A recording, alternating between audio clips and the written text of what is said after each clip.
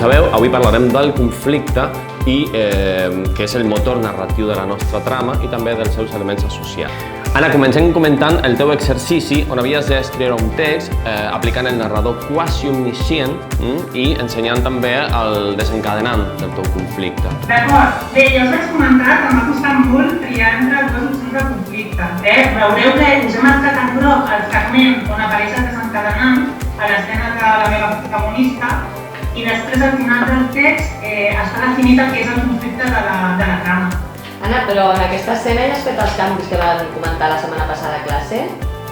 Sí, estan tots els canvis que vam comentar i a més he afegit un nou diàleg entre els personatges que crec que reforça la tensió de l'escena. I a mi que